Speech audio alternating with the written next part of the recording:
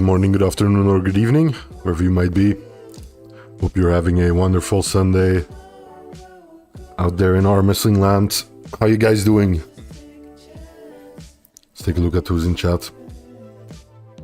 Muscle Bike, thanks for reminding the people to hit the like button.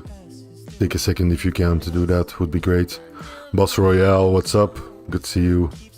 US Move, how you doing, man? Hey, Chuck asks, why so late this time? Yeah, usually I go live about this time. I'm 50 minutes later than I was last time. It just, yeah, depends on availability basically and how fast I can get in front of my desktop. Hey, Phil Woody, live indeed. Good to have you. Atlantis, good to see you, good to see you. Tomer, how you doing? Good to see a lot of regulars in the chat. Yeah, it's been a happening weekend, right? As far as arm wrestling goes. Or a happening week, I should say. Kein Problem, says Chuck, that's good. I thought this Sunday is gonna be wasted. No fear, I'm here. That being said, I said this last live stream, but I'll repeat it now. I'll be going live during the week a couple of times. Hopefully with some fun stuff, even some interactive stuff with you guys. So yeah, keep your eyes peeled for that. I'll probably be doing an announcement on Instagram and Discord before I go live. And yeah, as usual on YouTube, you'll be able to get a notification for that too, if YouTube does its job. So how you guys doing? What's been going on? Who of you watched WAF like on and off? I'm assuming no one here watched the entire thing, or maybe I'm wrong. Myself, I watched quite a bit of it because I had a lot of time this year. But yeah, I caught myself watching quite a bit of it, and I thought, why not make a couple of videos, couple of compilations for people who have less time than I did and still want to catch up on a couple of people and how they did it at the WAF Worlds. Chuck says, I only watch your videos. Thank you for that. You're very welcome, Chuck. That's exactly why I made them. Tomer says, I don't really care about the WAF. Yeah, I hear you. I didn't either until I got more and more into arm wrestling and keeping up with the people. Yeah, that's the point where I started watching the Worlds. Xay says, I watched, but not everything. Yeah, that makes sense. I didn't watch everything either.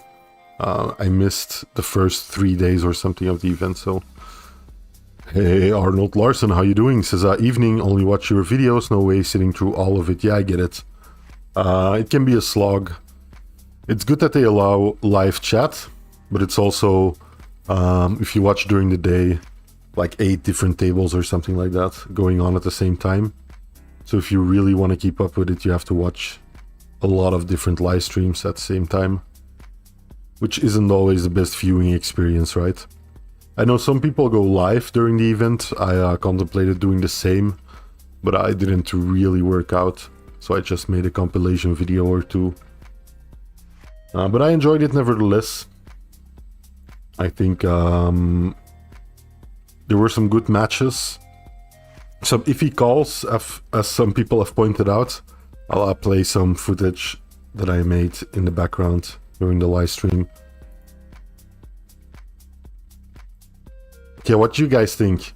There were a couple of matches that I think have consequences for like the bigger tournament scene and super match scene. All in all, not too many though, but some did. I know the Reno Sandris match was one that a lot of people look forward to. And to be honest, it didn't disappoint. Two are obviously pretty close to each other, so yeah, good match. Chuck says, am I the only one finding women matches having much more wars?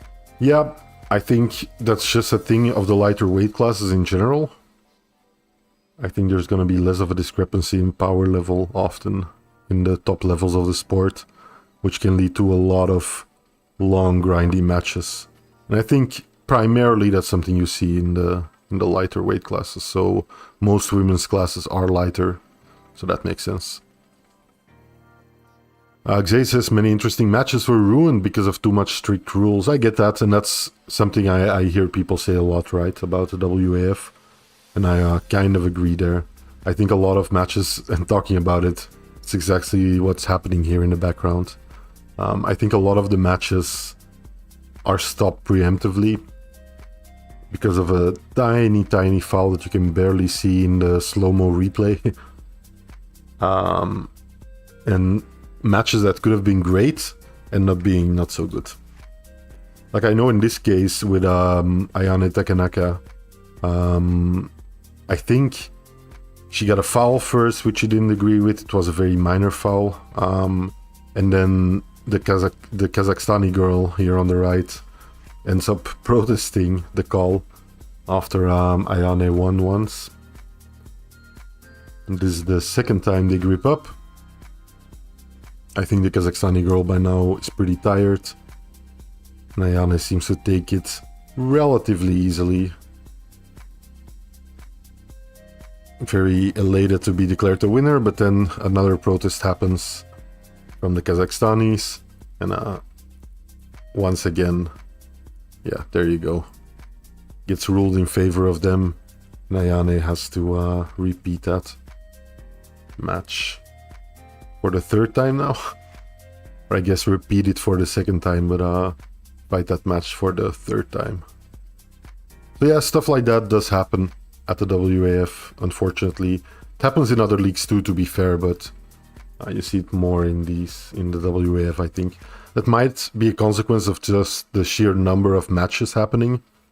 I know it's not easy to get reffing consistent, right? You're talking about people and sometimes quite subjective calls. So yeah, I do get that it's not like it's easier said than done, right?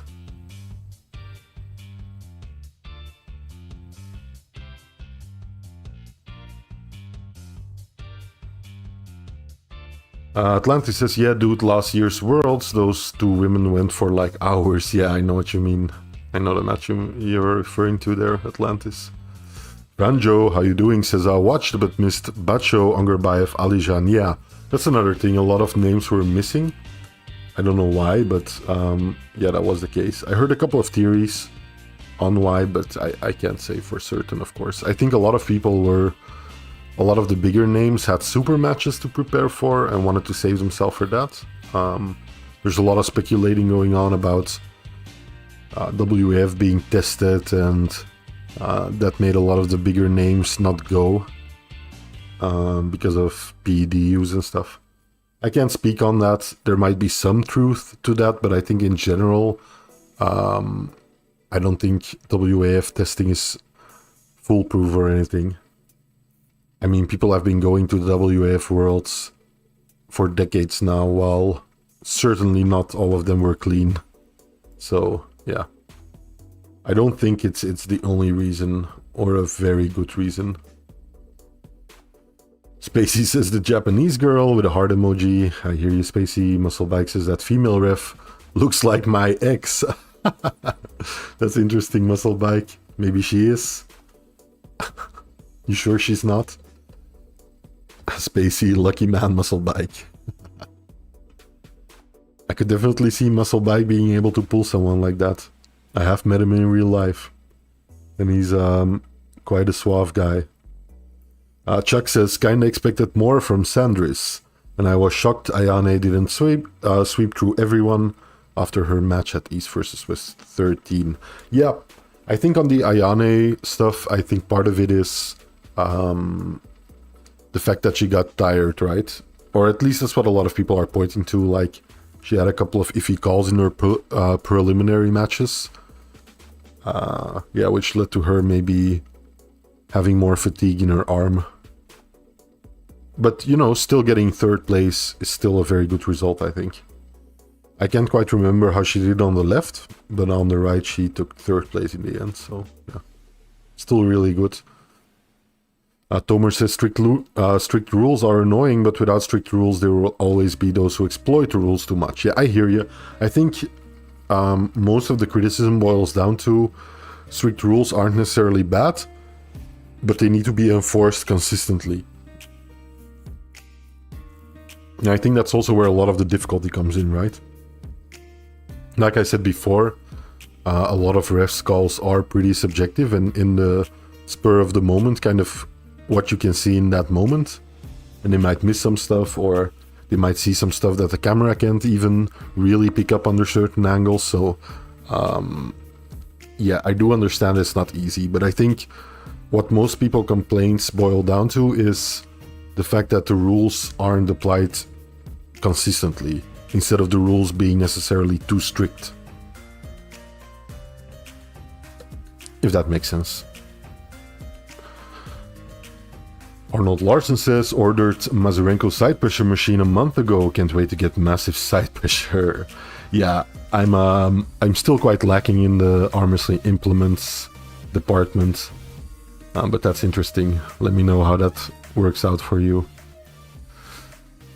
Maybe you'll get to see some, probably you'll get to see some of that equipment in the coming days during my live streams in the week.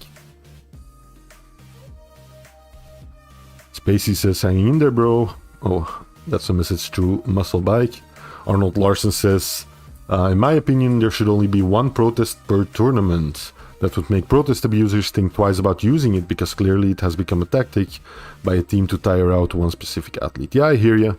Although it does, like, I think the way they're doing it now is that starting from a certain number of protests, you have to pay more and more, I think, every time to even like get that protest heard. You have to pay something as a federation to WAF. So yeah, I think that's their way of kind of dissuading people of using it in the way that you're saying here. But whether or not that works, yeah, clearly it doesn't always work. Iron Golem says, have you seen that Alan Zoloyev lost to Sarmat? I have not. To be honest, I couldn't see a lot of the like the weight classes, the lighter weight classes. I saw a couple of them, but yeah, I had a limited amount of time to work with, so I couldn't obviously see all the matches. So I missed that one, unfortunately. I also missed Oleg Zog's matches, which is someone I usually follow, but yeah, I just couldn't fit him in this time.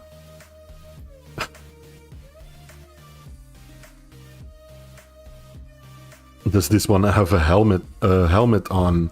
Yes, Atlantis, indeed. I do have a helmet on in that emoji. That's a reference to, I believe, my Krasimir Kostadinov episode, in which I kind of gave the episode a medieval theme. And I was in a helmet and a suit of armor, I believe, in that episode. Mr. Peanut says, arm wrestling rules are more like guidelines, really. Take what you can, give nothing back. Yeah, I think that's indeed, like you say, the approach a lot of people take. A lot of elite athletes take. But I think that's, I mean, not exclusive to arm wrestling, right? Something you probably see at the highest level in nearly every sport. Athletes looking for the edges of the rules. Getting as close to those edges without actually going over them. I think that makes sense. BT&T says, it has always bugged me when the athletes at these WAF or PAL events wear their lanyard backwards when they compete. Isn't that terribly uncomfortable? Yeah, I've seen it a couple times now where like people have... Oh, thank you, Chuck, for becoming a member. Thank you so much. That's really generous. It's been a while since we've had a new member, especially through the live streams. So thank you, Chuck. I really appreciate that. I bought you with the helmet. That's awesome. Welcome, Chuck, to the Armians and the Finger Folk. I hope you enjoy some of the content. I know I'm not too good on uploading member-only content. Yeah, but there's some out there that you can take a look at, and I hope you enjoy it. And the emojis. Welcome, welcome. Very generous of you to support me in this way. Talking about supporting me in this way, Muscle Bike coming in with a £5 super chat says, as somebody who doesn't watch WAF, it's super handy to have your videos and lives on these tourneys. Arm Historian, your efforts are much appreciated. Thank you so much, Muscle Bike. That means a lot. Coming from you, Muscle Bike has also been dropping random donations in the comments on a YouTube video, which is also something that doesn't happen a lot, but I appreciate it greatly, Muscle Bike. Yeah, as always, your support means the world to me. Chuck, same goes for you, of course. Welcome, welcome. What was I saying? I lost my train of thought, of course. Let me rewind a little bit here. I think I was talking about BT&T's comments about the lanyards, right?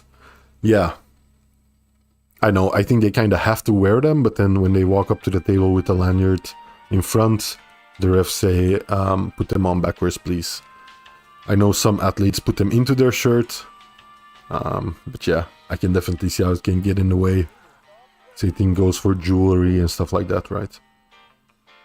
Franjo says, what are your thoughts on Reno versus Sagov at the next East versus West? I don't know, it's hard to like, it seems like Reno is ascending more and more every time, so I also know him personally a little bit, so it's hard for me to root against him in any way.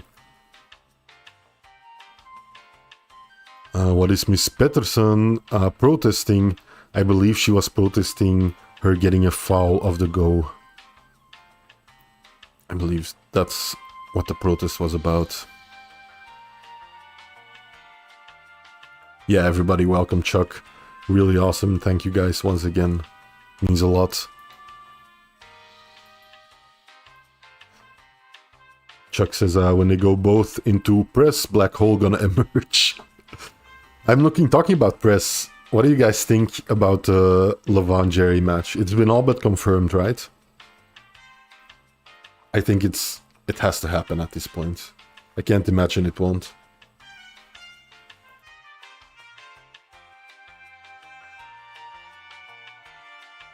When was it like rumored to be said again? In December or something like that? What do you guys think will happen? Maybe I'll run a little poll here to get you guys' opinion. Imagine if Jerry wins the Spacey. Yeah, I'm gonna run a poll and try to vote like with your minds instead of your hearts, because I want Jerry to win just to see Levon get defeated. And I know a lot of people will probably have the same opinion there, but try to vote like what you actually think is going to happen, right?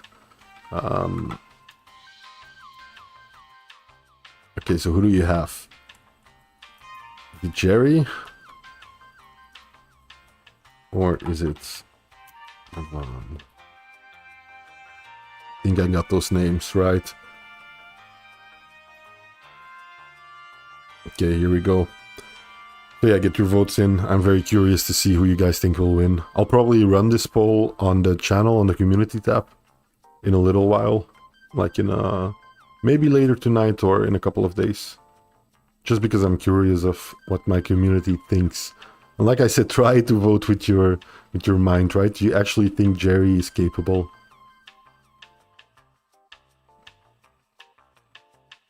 The universe would probably implode on itself. Yeah, might be the case, Pacey. It's so unlikely, right, to see Levon lose. Especially, Jerry is like kind of a dark horse in the top 10, right? I think a lot of people still see Jerry as an anomaly, and in a way he is. Kind of came out of nowhere, out of retirement again, and is hanging with the really big boys now, right? And doing a very unique move, especially at that weight class. So I think Jerry, in many ways, for a lot of people, doesn't belong in the top 10. I think he does, personally, but I think for a lot of people, they still see Jerry as kind of an outsider to the actual elite.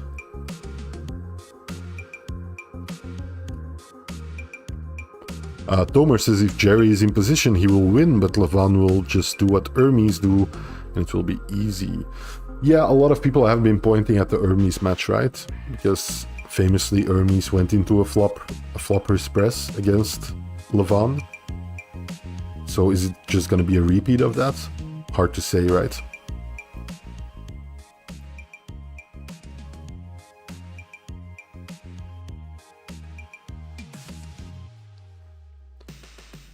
Muscle Bike says Jerry is elite for sure, but Levon will steamroll him easier than he did Hermes. Might be the case, right? I'm kind of afraid that'll happen too. Kind of what I think. Chuck says that's hard. Did Levon learn from Hermes enough? Yeah. A good question to ask there, Chuck. Spacey says styles make fights. Certainly do. And I think any match where Jerry is involved with any elite puller is always interesting to me. Just because, like I said, he does have such a unique style at that weight class, so... And he's so proficient in it. Might be that Jerry is so style dependent that there might be people outside of the top 10 that could actually beat Jerry, while Jerry can beat certain people within the top 10. Does that make sense? Chuck says, how does Hermes' flop compare to Jerry? Yeah, that's gonna be the question, right? I think for sure Jerry's flop should be better, right? If you're just thinking experience and like strength in that one specific movement. Jerry's Floptimus Prime, nobody better than him. Yeah, I think exactly what Spacey says, right? Arnold Larson says, Levon has the tools to completely negate Jerry, but if Levon makes a technical mistake and gets hung up in the early rounds, Jerry can for sure win if he's healthy and stronger than he was versus Gardecha. Yeah, I think Levon won't be going into the match underestimating Jerry Caderet, especially since Jerry won against Gennady, right? So I think Gennady will do everything within his power to make sure Levon has the inside scoop on that match, right? Floptimus Prime, yeah, I like that one too.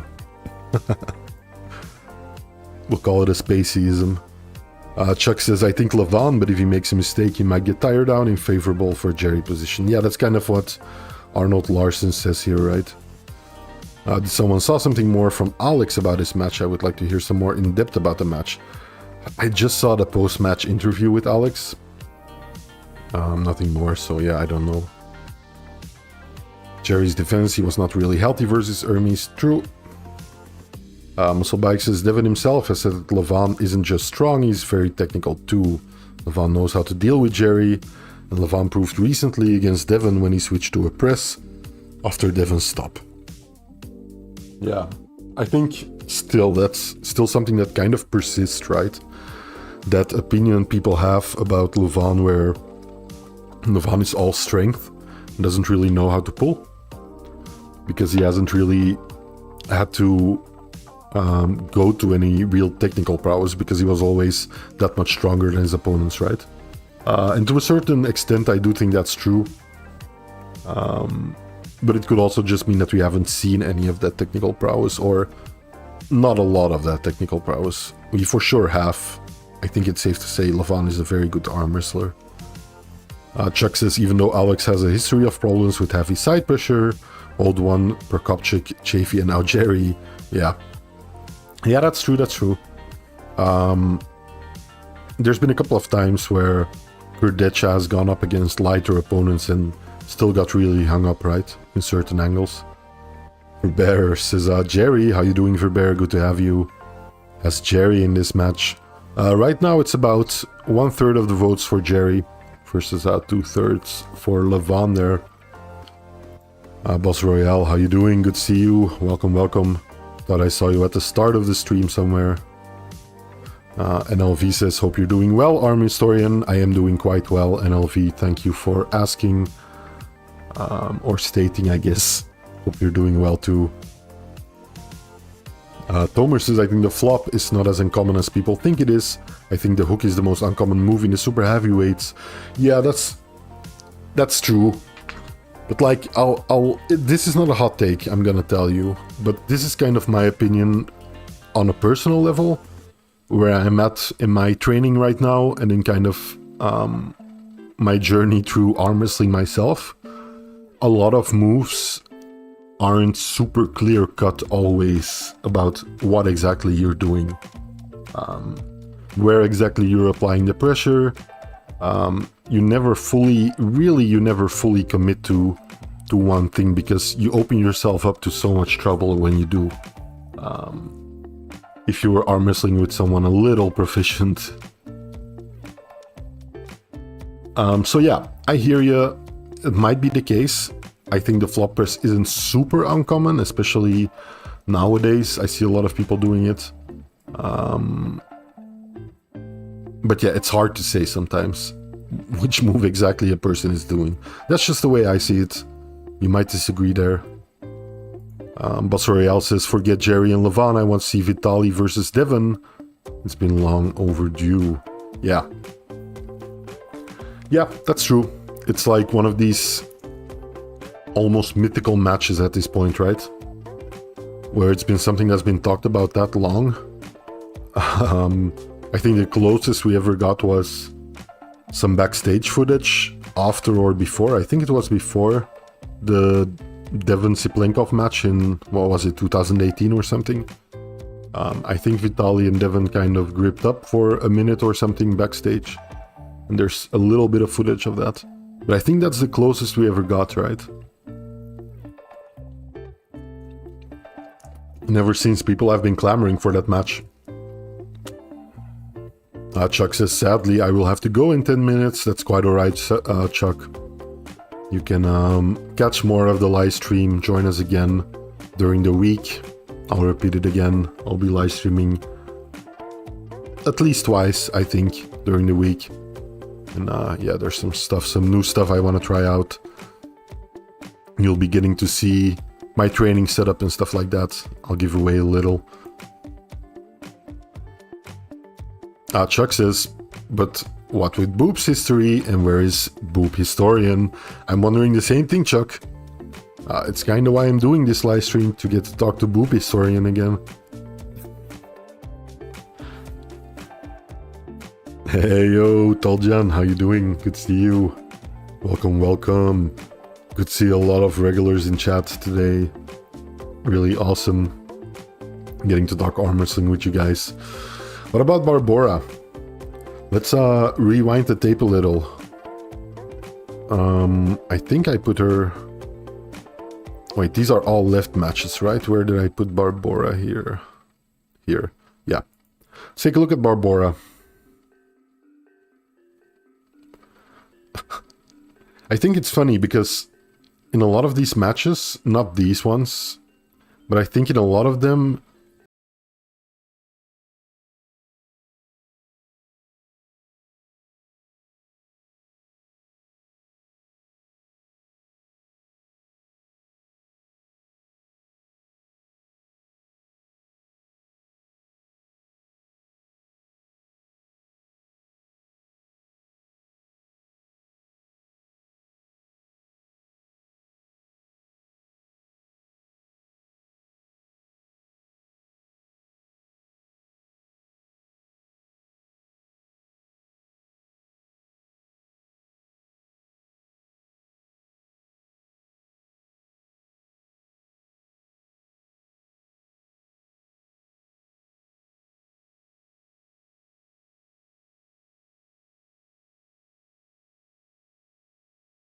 hello, hello, hello.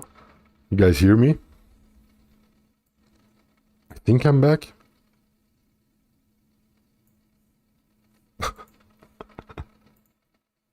Yeah, awesome. Okay, let me just get the music on again.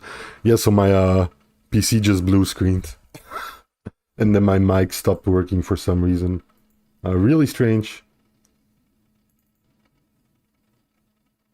Let me try and get stuff back up and running here.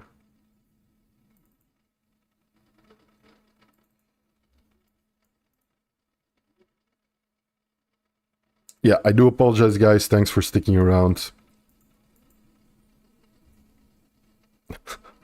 I have risen from the dead, indeed. Boop Historian says, I'm busy right now, can't help. What use are you to me, Boop Historian, except looking at your ample bosom?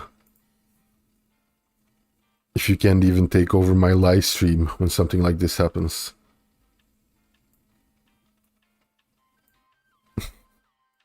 Oh no. I haven't looked at that box in so long.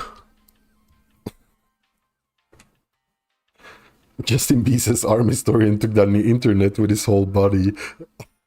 It's actually one of my favorite memes. One of my favorite arm wrestling memes.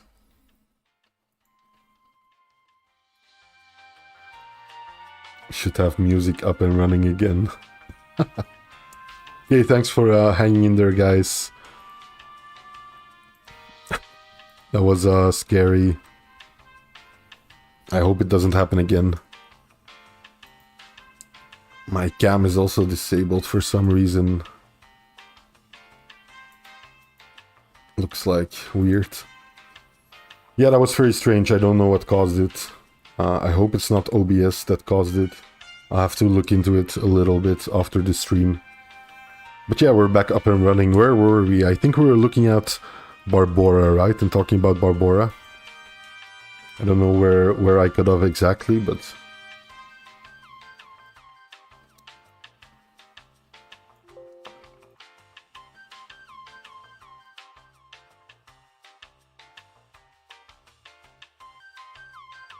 So yeah, like I was saying, Barbora, I think some of her opponents laid down to her. Just basically gave up before they even started, right?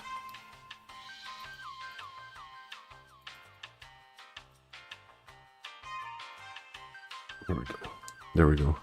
So yeah, like here. Not this match, but the last match of the preliminaries, right? Take a look. Right, it doesn't look to me like there was any actual match, so why did they do that? I don't know. Did they know they wouldn't have a chance and didn't want to get injured? Did they think this was their best way to get to the top 3? Like you see the lady on the right there who laid down to Barbora, got into the top 3, got a bronze medal. So, I don't know, hard to say. They wanted to save their power for the semifinals or something?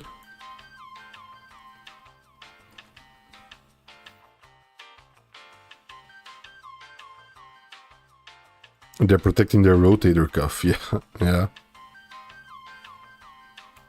Yeah, indeed, Musclebike. Nobody really wanted to try against her, right? Toljan doesn't like the laying down. Yeah, I can see that. I don't know. It's hard for me to say. Like, I wonder what I would do if I was going up against a trading partner of mine and it just worked out better for both of us if we lay down the match, or if one of us laid down. I don't know what I would do. Tough to say. It's just the nature of tournament pulling, right?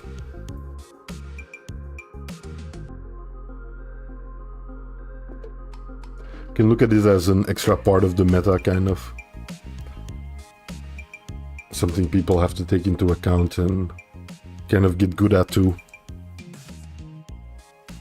Tomer says there's no point trying to win and burn energy if you know you're going to lose. Yep. Might be what a lot of those ladies were thinking, right? Chuck says, okay, gonna hop off. Good luck and probably we see each other during the week. Awesome, Chuck. Thank you so much again for becoming an Armian. I do appreciate it. And I hope you have a good rest of your day. Whatever you may be doing next. Thank you for joining us. Yeah, I'd love to see how some guys would do against Barbora. I think sometimes I hear people say stuff like she might beat guys in the same weight class, or she might beat 80 kilogram guys. Personally, I don't think so. Even though Barbora is who she is, and she's like the Laval of the women's class, I don't think she'd stand much of a chance, even in like the 80 kilogram guys class. Just my opinion.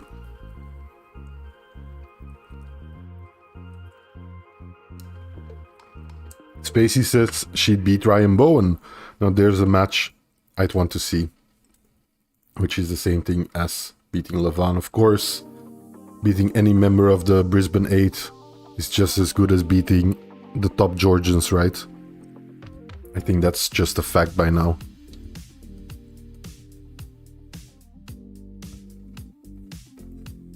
Sandris, Also interesting, Sanders on the left got, I guess we'll jump back to the left for a second here. Sanders on the left got 7th place, so definitely his left not equal to his right there at the top level. Or maybe just having an off day, I don't know. He did really well on the right, as you guys probably have seen. But yeah, he had this really long grinder of a match against a countryman of his, I believe. Another Latvian puller. Kind of a King's mover. I think he got fouled for it too, at a certain point. But yeah, I think this match is what took most out of his left. Which, you know, I understand. Just looking at it. She can beat Auden for sure, says Toljan. Yeah, but I think a lot of people can beat Auden for sure. Justin B says, I was wondering the weights in which he would start beating men. Yeah, maybe 70. Maybe. That's my opinion. I'm talking about the elites here, right? I think if she goes into like a local random small tournament, she could probably do quite well in the overall men. But I'm talking at the elite level. Arm Wrestling Fan, how you doing? Arm Wrestling Fan makes some of my, well, it's some of the only real fan art for arm wrestling, but definitely my favorite fan art for arm wrestling. A big fan of this guy's stuff. Check it out if you haven't already. Because I knew Reno was gonna win. He'd be climbing. Indeed he is. Reno is doing great. I think he's also a great guy. Had the pleasure of meeting him a couple of months ago now. Watching him do his stuff. Giving a seminar on how he trains. His very first seminar even. And yeah, really good talent. Toljan says Reno is too good. I agree. I agree. I'm doing well. Arm Wrestling Fan doing well. I'm gonna be streaming a couple more times during the week, the upcoming week. How are you doing?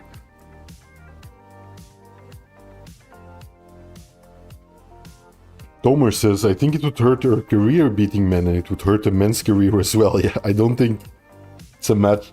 Those are matches that's gonna happen anytime soon. But yeah, you're probably right. You definitely give some love to Arm Wrestling Fan. The guy has been creating some awesome stuff. I saw the one you made of the Devon match with like for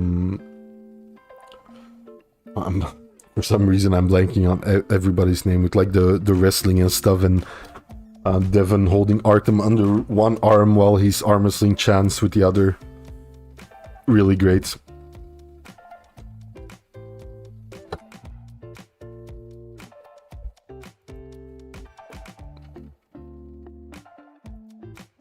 People ask for the smile. Talking about the Levant smile. Oh wait, my chat highlights aren't working for some reason. Let me try to get that fixed. There we go. That should fix it, I think. There we go. My Muscleback says Barbora, I would do well in the Trans Man leagues. Are we doing that one again?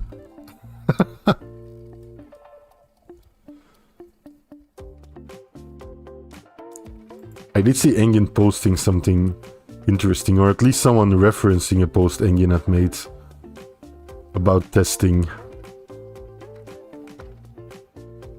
Not quite sure on the details, maybe I should try and find it, or if anyone does know what I'm talking about here. Atlantis says, yeah, she's pretty huge. True. Toljan says, I'd set her versus Auden, that would be his first match versus an actual arm wrestler. Touche there, Toljan, touche. Yeah, I think I included her in her right-handed matches too here. Yeah, here we go. All business. To be honest, the other ladies are quite big too, right?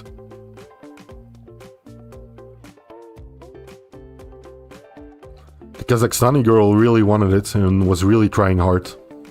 But, yeah. To no avail, unfortunately. Disappointing, of course.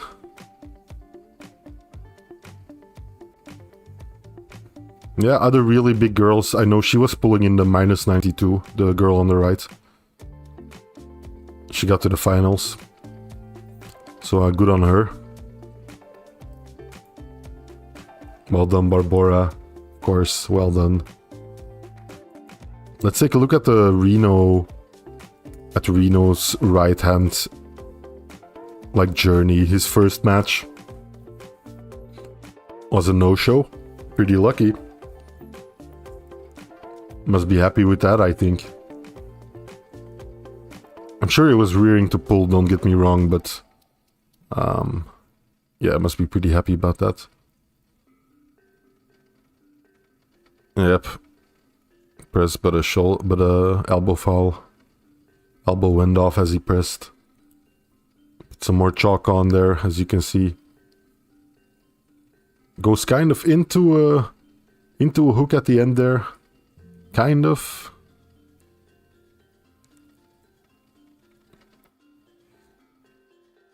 Of course, FA also doing really good here on the right during the tournament. But yeah, Reno still getting the better of him with another clean press. Although, yeah, FA wasn't that happy about that call. Here we go, Sandris versus Reno, first match. A really good match, I think Reno, yeah, gets a shoulder fall here. Shoulder touching the hand, I believe. Seems not too convinced either. But then they get into quite a war here, if I'm not mistaken.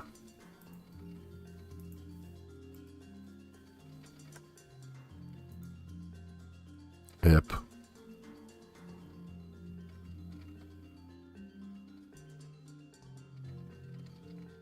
Sped up a little here for your watching convenience.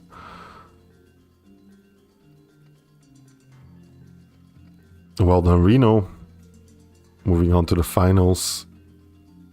They had a little bit of a grind. But then it seems like Reno just powered through. So well done, gets a gold medal there. With Sanders coming in second. Armwrestling fan says, I think Dot Jones is bigger than Barbora, might be the case. Atlantis says, true, that other chick is a beast too. Yeah, there were a lot of big girls there. Was he in the bathroom?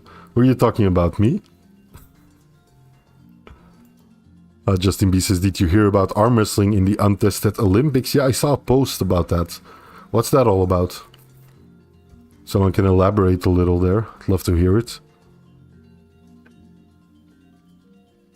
Devin was talking about it. He was very excited. Yeah, but to be fair, Devin gets excited about a lot of things very quickly, right? Doesn't really mean that much.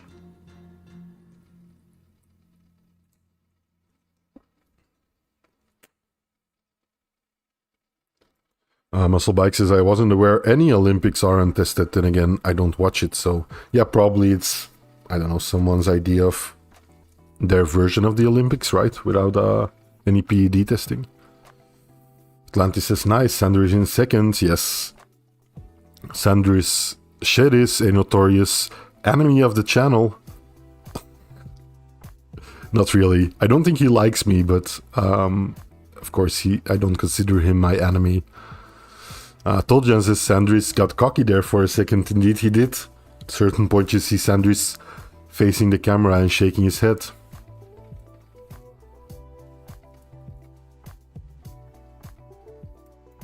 Interesting, Justin.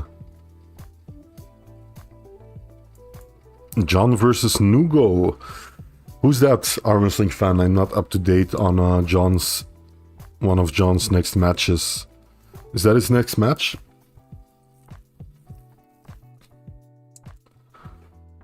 Interesting. I always like seeing John Brezink. No matter who's he facing. Doesn't really matter. Carolina did really well. I believe she got first on the right arm in the end.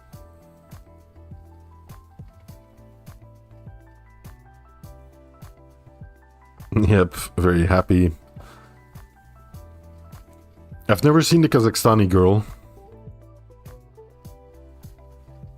I don't know what happened to third place there. Anybody know? Interesting. Don't know why she's not there. I think I saw it in the rankings that were posted on Reddit, I believe. Like someone posted top 3 rankings and didn't include the number 3 there in the 65 right hand women's division. Krasimir also dominating, I believe he got a gold medal on both hands. It's getting really warm in here. I'm gonna turn on my fan for a second. One moment, guys.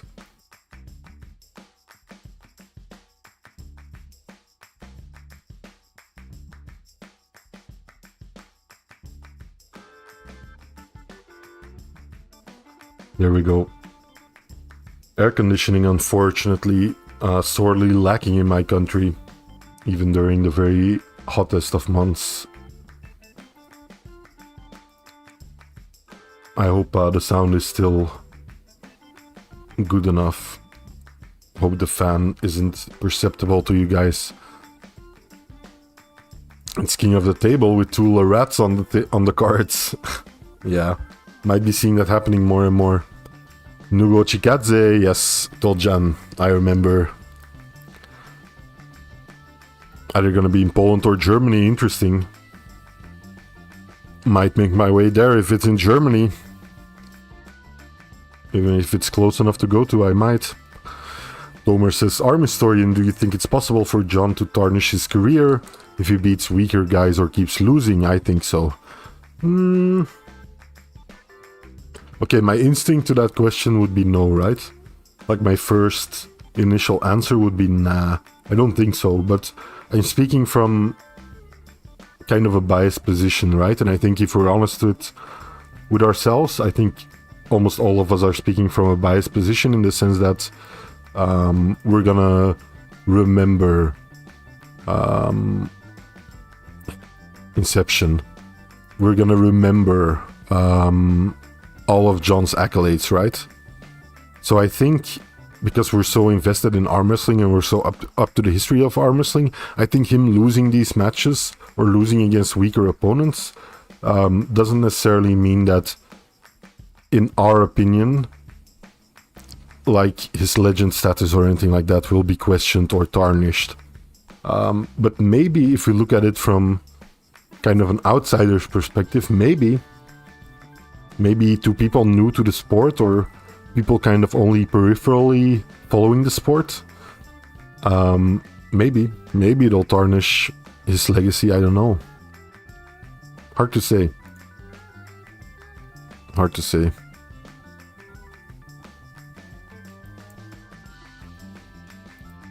Let me put on some other matches here.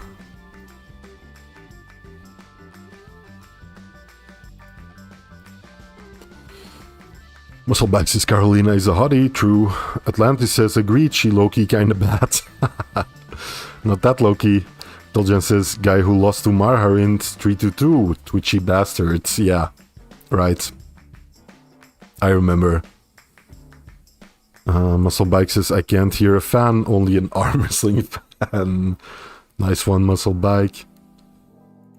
Justin B says Enhanced Games it's called. They are trying to get it going for 2025. I believe Devin is in contact with the promoters. Okay. Interesting, yeah. It'll be hard to find sponsors for that event, I'm sure. You're basically basing like the entire premise of your event on your athletes using a substance that's illegal almost universally. So yeah, I can see how it's not easy setting something up like that. Musclebike says John is more of a legend for pulling into old age. Then he's less of a legend if he loses sometimes. He's the GOAT for a reason. True. Yeah, I agree there. I think most people, especially people in the know, won't look or hold some of his more recent matches that he might have lost against him. I think it's crazy, considering his longevity in the sport, that he's still at the level he is. I don't think a lot of people in other sports can kind of follow him there, right? I'm gonna quickly check if Neil is going live. With the fix anytime soon. I know he hasn't been on the fix for a week or so, or 2 weeks now. I'm not quite sure, but I'm gonna quickly check here. By the way, on the topic of videos and stuff, I will be aiming to release a new video, a Rise and Fall, by the way, sometime during the next week. Usually when I make these, I won't call them promises, but when I make these predictions, I'm way off and it ends up taking a couple weeks longer. But I'm gonna do my utmost best. I promise I'll do my best to release it during the next week. I've even talked to the person it's about this time.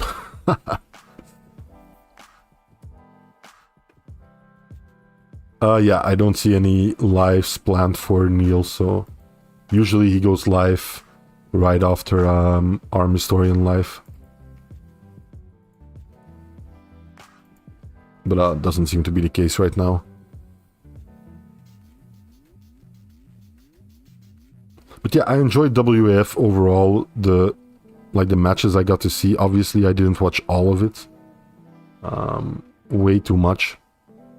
I think the fact that matches happen so quickly in succession makes up for a lot of it. Especially the finals. I think all the finals of all the weight classes together took like 3 hours or something on one arm. For like the right arm seniors, for example. If even that long. So yeah, I do think they've gotten quite proficient at getting through a lot of matches. And their production value, I think, is quite good. Quite good. I don't like the random music playing during the matches. I think you should just put a mic on the table. Possibly an announcer if you want, but yeah, I don't much care for like the constant background music. But maybe that's just talking from a content creator's perspective, right? Because if I would have the matches just with the athletes' audio, it would be way better for editing purposes. I could actually use the audio of the matches instead of right now where I have to delete all of it, all of the audio, and replace it with my own. Musclebike has dug up the wiki link for the announced games. Let's actually take a look. Maybe we can take a look together here.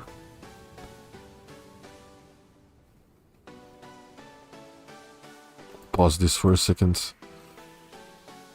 So yeah, it says here, the enhanced games is a planned international sports event where the athletes will not be subject to drug testing. It is headed by Aaron D'Souza, an Australian businessman. The event is meant to take place in 2025.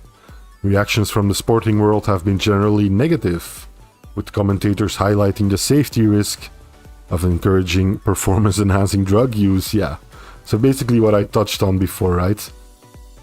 You're saying your league, by creating this league for these purposes, or the sporting event for these purposes, you're saying use this substance, right? To a degree, use this illegal substance, or we're a-okay with you using it, which is a tricky, like, legal position to be in, I think.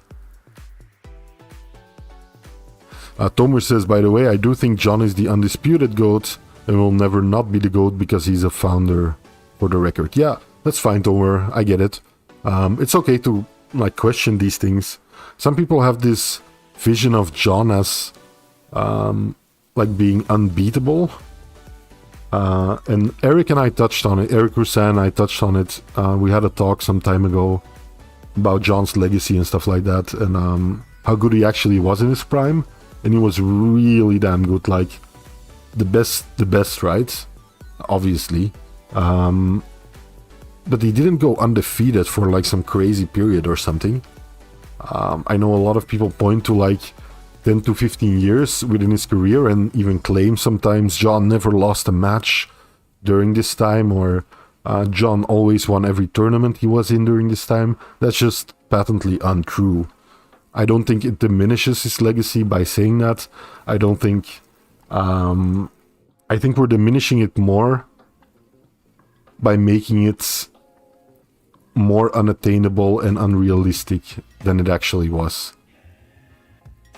It wasn't unrealistic because John actually did it. So yeah, I don't know. It's tricky talking about a person who a lot of people hold in such high regard, as I do myself too, without going to flights of fancy, right? If you know what I mean. Without taking it a step farther and actually exaggerating the truth. We don't need to do that. His record speaks for himself. He's good. He's really good. Even if you admit to him losing some matches during his prime, which is like, okay, that just means John is human after all, right? Doesn't mean he's suddenly not the best arm wrestler ever or the greatest of all time, right?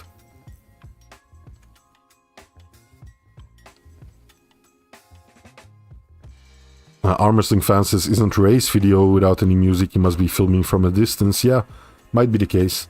I don't know where the... Like, I know the music that you hear during the WAF live streams are just from music in the room, like ambient music. So I don't know where the loudspeakers are. Maybe they're oriented towards the stage, but still behind the cameras, if that makes sense. So then it would make sense that someone from the audience, like Ray, could have footage that didn't have the music, right? Tomer says, let's be clear here, the Olympics is not drug-free either. No, of course. I don't think anyone actually thinks that. Edwin Lindbergh, how you doing, Edwin? Good to see you. Welcome, welcome. Bear says, indeed, Tomer. Yes, Tomer's very right there. The Olympics, of course, is not drug-free either. It's not because they test people that it's drug-free. Arm Wrestling Fan says, John is the GOAT and you can't replicate what he did. That's true. I don't think a lot of people... I don't think anyone is going to be able to replicate what he did in the sport. I think the reason is mostly twofold for that. Like, John is John, and he's such a good arm wrestler from such a young age that he's just that good. And the second reason is, I think, the sport has evolved into a level where it's just unfeasible to dominate for that long of a time. Because the way I see it, if you want to be at the top of arm wrestling, the actual top, like the Levant position, you have to put your body through a lot, right? And I don't think that's sustainable for the same amount of time that it was during John's time. Because during John's time, you didn't have to be that level. You didn't have to have that level of strength and that body composition to be at the top of the sport.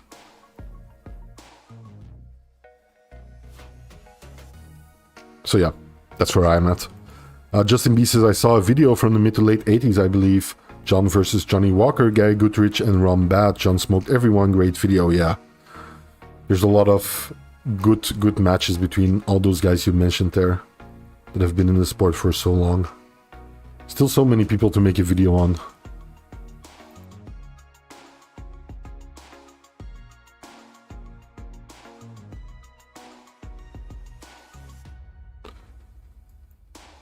John Stump versus Jody's voice. Jody, another character of arm wrestling. Tomer says, like every legend, there are always myths surrounding it. Perhaps 1,000 years in the future, there will be a cult for the legend of John, which will maybe be disputed if he was real or not true. True. Cult of John the Apostle.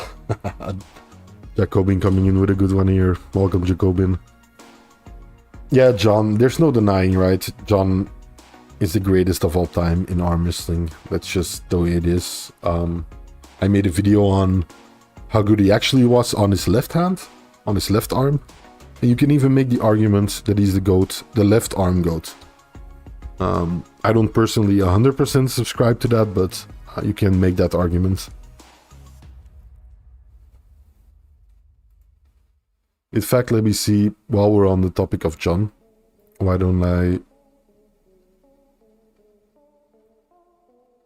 actually play that video, right?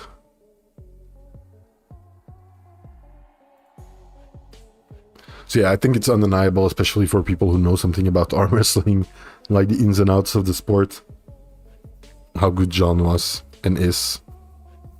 Which is the crazy part, as Musclebike mentioned before, his sheer longevity is part of what makes it so crazy, right? I feel like he quit and came back to the sport so many times now. Edwin Lindbergh says, I feel like 1980s John would be number 2 in the world nowadays, right behind Levon, and when Levon is gone, John would be number 1. That's kind of like John became number 1 as soon as Lupkes went away from arm wrestling. Yeah, it might be the case.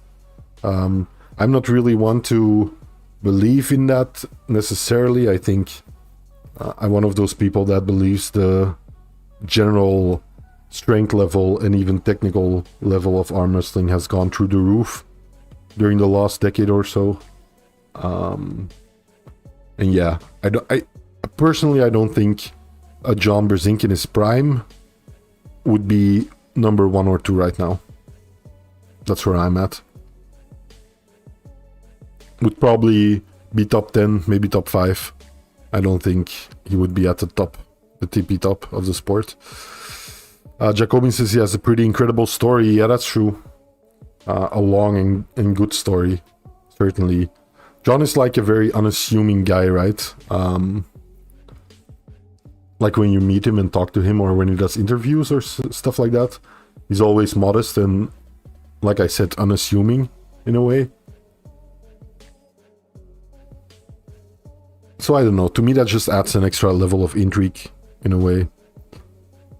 Like the greatest arm wrestler that has ever lived is like this kind of reserved, normal looking 9 to 5 kind of guy, right?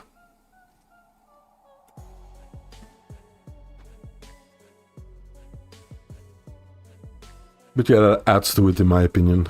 Doesn't take anything away from him. I don't think, I'm like trying to think, did John ever do like, did he ever offer his training services or ever try to monetize arm wrestling in that way? There's certainly points in his career or in his lifetime where he could have, right? But I don't think he ever did. Hey, the Claymore in the house, how you doing? James Stewart himself, hope you're keeping well. You managed to catch the WAF, James? I wonder, James, like, it's not calling you out or anything in any way, but why didn't you enter the WAF? I'm assuming you've never entered, but I think you're more than capable of getting there, right? At the Worlds? Why did you never go for that? Is there like a particular reason for it, or just never had the opportunity really or something? Jacobin says, bit of a Clark Kent type character. Yeah, I like that comparison, Jacobin. True. Very true. Justin B says, I think John would be number 1 in his weight, but maybe top 10 overall. Yeah, that sounds... I think that's a pretty realistic take. Yeah. He gave free tips on a forum. Yeah. Yeah, that's true. A lot of guys did in the early days.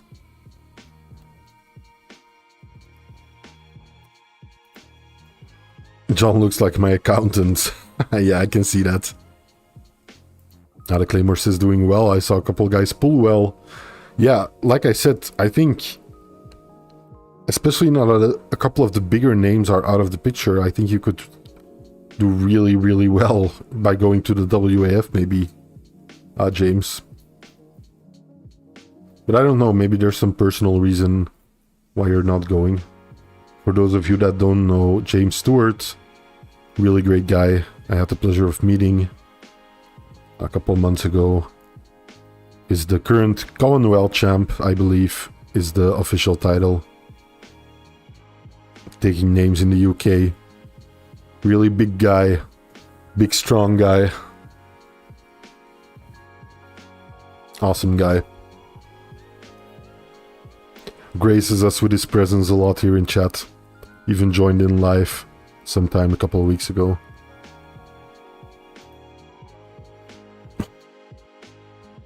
Yeah, Travis, another left-handed GOAT. Who is the left-handed GOAT? I know we've probably had this discussion a bunch of times, but who is the left-handed GOAT really? Travis, Dennis, Oleg Zok?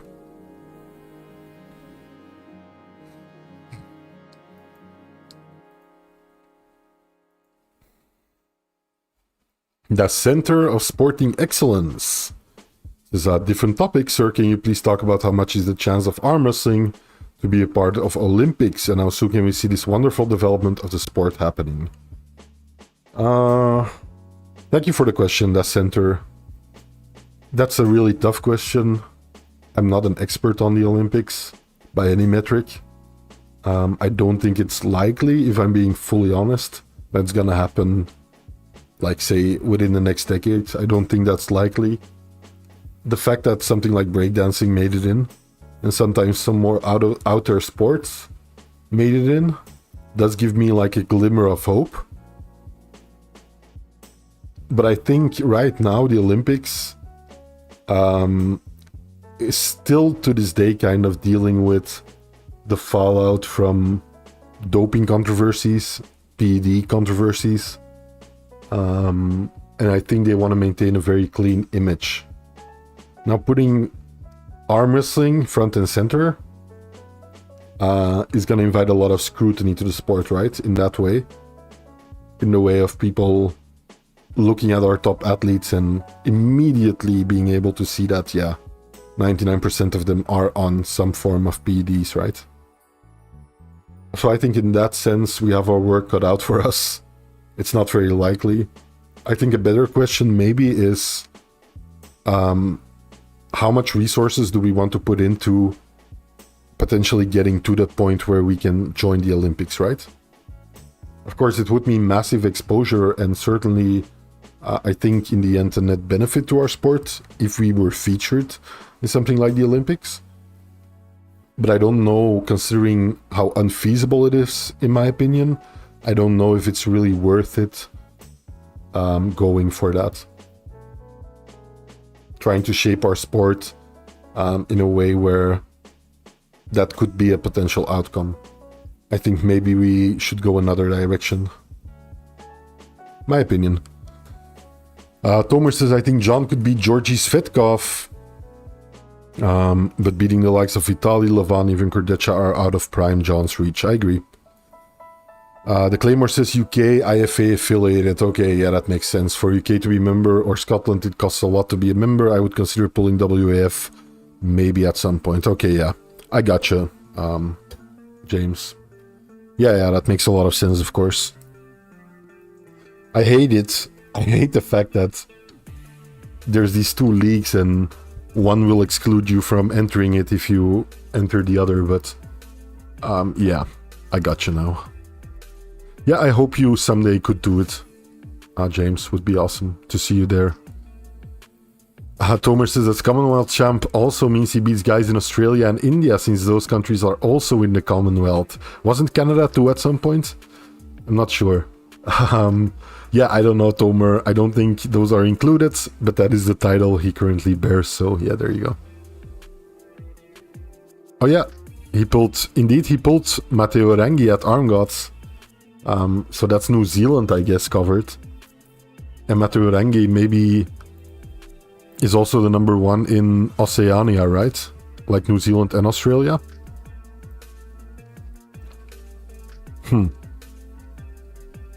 So yeah, it does kind of make sense, although I haven't seen him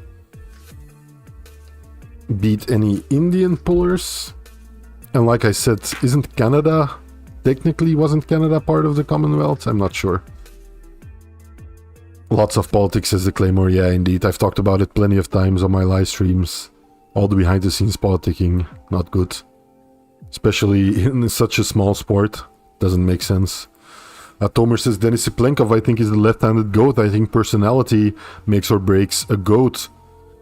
Because of all the candidates, feats are all the same. Travis was a bully, Dennis was kind and humble. Yeah, I can definitely see that being a high-valued criteria to determining GOAT status, for sure.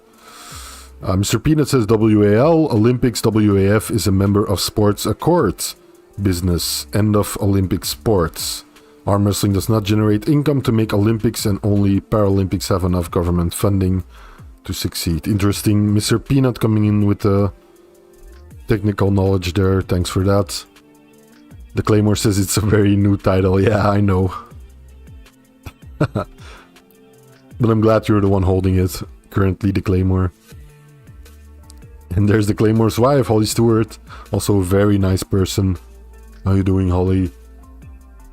Cooking late dinner. Good on you. The Claymore says I won the UK belt too. Yeah, that makes a lot of sense to me.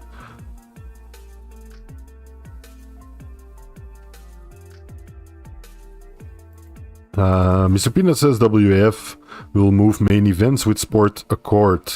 Google search World Combat Games. Interesting. Okay.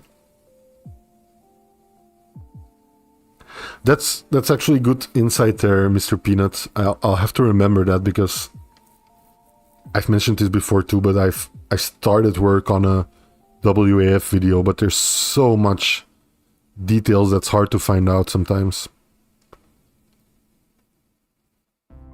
Roast chicken, veg, mash, and Yorkshire puddings.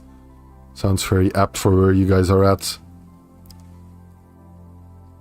Yeah, indeed, the Claymore. We talked a little bit about the enhanced Olympics during the live stream. Canada was 2, says Tomer. So yeah, technically, to be the Commonwealth champ, you'd have to be the number 1 in Canada too, right? Which might be a little tougher than being the number 1 in the UK and India and like Australia and stuff, right? Might be a little tougher. It's not to say you're not capable of it, James. I think you are.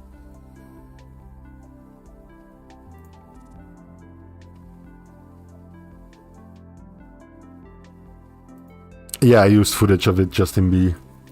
I've definitely seen that tournament before.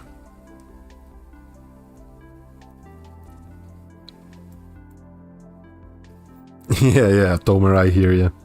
England was everywhere, right? At a certain point.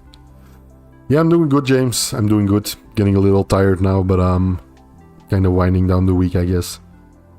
Hope you're doing well too. You and Holly. You and James. I'm sorry.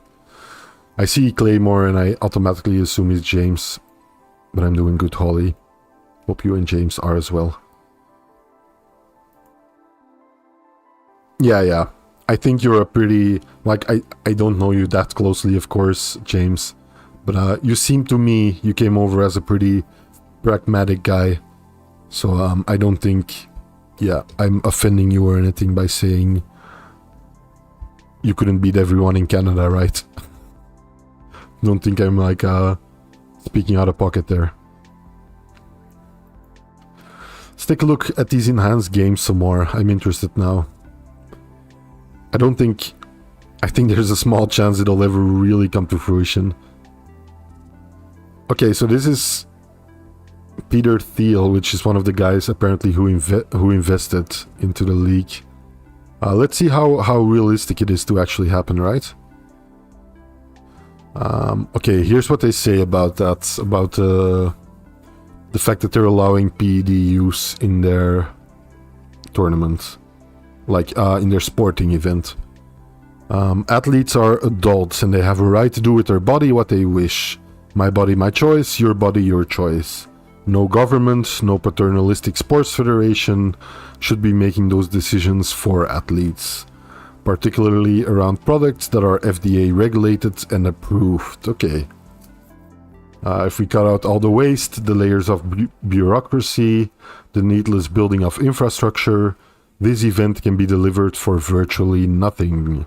And we can use all the surplus profits to pay the athletes, to invest in research and development, build better and better technology, and build a bigger and bigger event. Okay.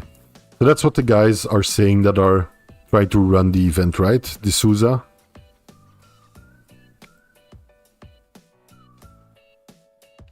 D'Souza sees the IOC as corrupt and greedy. Anti-science police force for the IOC is what he calls the WADA. Says the Olympic system doesn't pay the athletes enough. Includes too many sports that don't really matter. Interesting. So yeah, there's also some Olympians that have gone into it. It seems that have kind of latched onto it.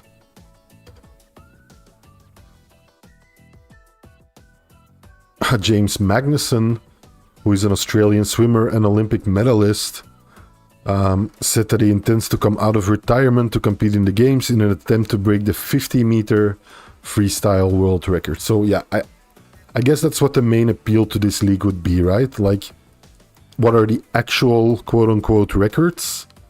Like, what's the actual limits we can push the human body to, right? When you allow every kind of substance under the sun. I'm assuming that's what they're wanting, right? To allow everything. It's basically what I kind of surmised from what they said here.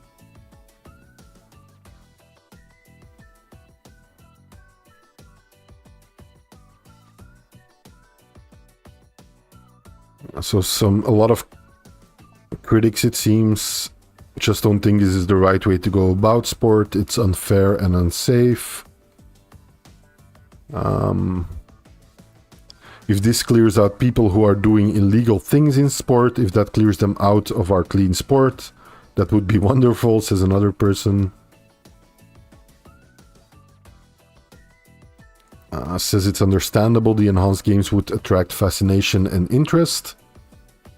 Really hopes that it's done under medical supervision, because that's the only way I can kind of justify in my head something like this to go ahead. Yeah. It's tricky, right? Not even talking from an ethical standpoint, just from a legal standpoint and an insurance standpoint, I think it's really tricky to organize something like this. You'd almost have to do it like on international waters or something.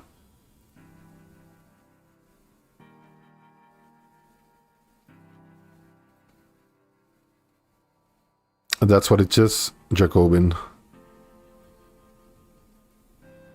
Eric Roussin says, the Claymore would beat almost everyone in Canada. I think he'd have a decent chance against everyone outside of Devon. That's fair. Like I said, I do think James is capable of becoming the quote-unquote true Canada included Commonwealth champ. Yeah, but it won't be easy. Let's just put it that way. But yeah, I do definitely think he has a chance, Eric. Watching him pull Mate Berangi. Yeah, I can see that. The Center of Sporting Excellence says, Sir, I regularly follow your channel as you make incredible content. Sir, can you please discuss about the arm wrestling culture of Kazakhstan, especially athletes like Idergali Angarbayev? Yeah, sure. And thank you for watching my stuff, The Center. Yeah. I have tried to make a video on Kazakhstani arm wrestling culture. I've even started researching, but it kind of halted in the research phase because it's difficult for me to get inside scoops on, yeah, anything really, on a lot of stuff that have to do with the story. So if I ever get put in touch with someone that has deep insight into Kazakhstani arm wrestling culture, that also speaks English, that would be great. Who can kind of point me in the right direction, right? To do some research on certain topics. Yeah, Eric Roussin in the house indeed. Eric Roussin, famous in the community, in my opinion at least, for creating the armwrestlingarchives.com. Get over there if you haven't already. Awesome resource. Like, this guy put such a tremendous amount of work into the sport and knows so much about our sport. Invaluable. At least to my channel, and I think to, yeah, the sport as a whole as well. Okay, Jacobin, interesting. And the fact that Justin B says Peter Thiel is a great American kind of gives me an inkling as to what that might pertain to, especially if he was a guy that was on Rogan and may or may not be involved with the CIA. A billionaire. Yeah, I see ya.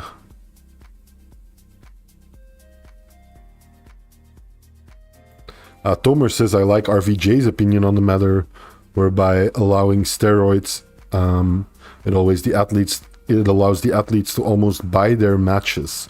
Yep, to a degree that's certainly true, especially...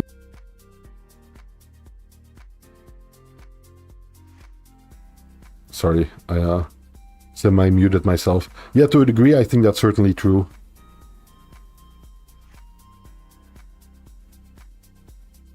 I don't know where I stand. It's really difficult making any, like, definitive, saying anything definitive about it.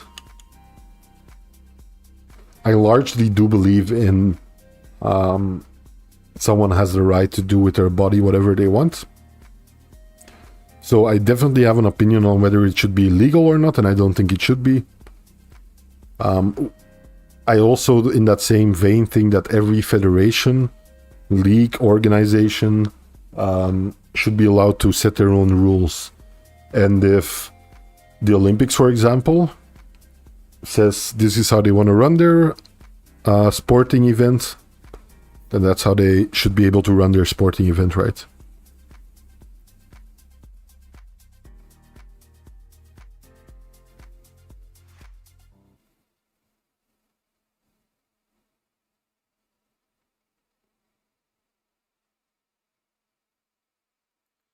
The center says, Sir, I am from India. I am trying to develop arm wrestling in my school among children who are between 8 to 10 years. Is it safe for children of that age to start training for competitive arm wrestling? I think it can be. The center. With children, I think you have to be really careful. Now, I'm not speaking from experience because we don't have any kind of program like that. So I want to applaud you wanting to set that up in India, in your school. That's great to hear. I think when children are involved, more cautions should be practiced, right? I think you should spend a lot of time preparing, and I think it's possible, but I think you should put a lot of time and effort into making sure there's someone there with a lot of arm wrestling experience. Yeah, preferably someone with a decade or more of arm wrestling experience to kind of supervise, right? That's all I can say. But yeah, it's really awesome that you're trying to do that.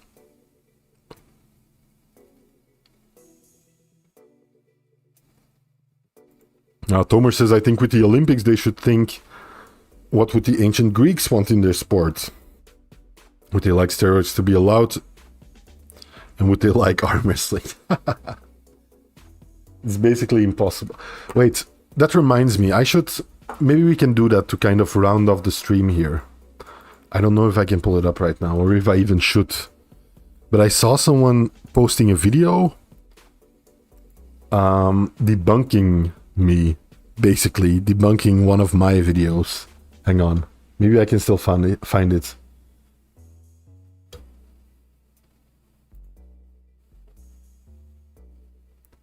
Trying to dig it up here.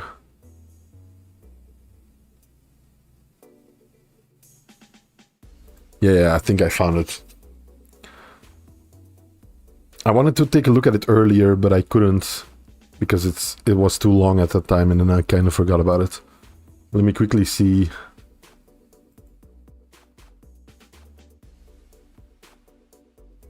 Okay. Yeah, I think this is it. Okay, I think the guy would be okay with us watching it. I hope he would be okay with us watching it on stream. Yeah, he made a response video to me, right? So why wouldn't he be? So yeah, let's... let me see if he still has the same thumbnail. Yeah, here we go. So, to give you a little bit of context, for those of you that don't know, I made a video on the early history of arm wrestling, like how long ago now? A year ago or more. Where I basically, one of the things I bring up in that video is a lot of people say arm wrestling was, there was like references found to arm wrestling in ancient Egyptian tombs and depicted on ancient Greek pottery and stuff like that.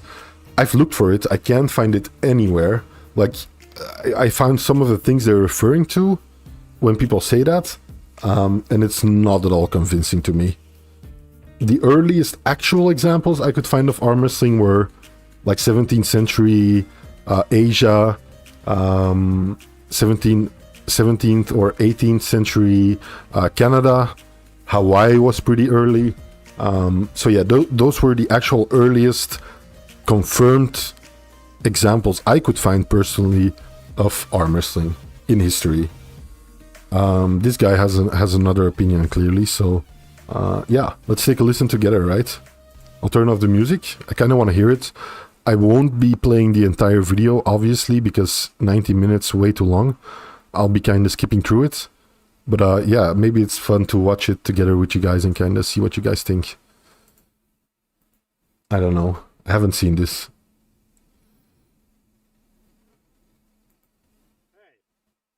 Wait, let me turn my own volume up because I can't really hear the guy.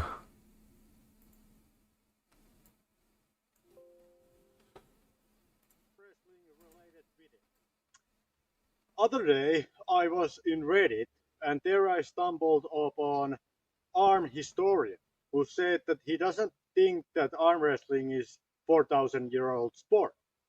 And he pointed me to his video, which name was The Real History of Arm Wrestling.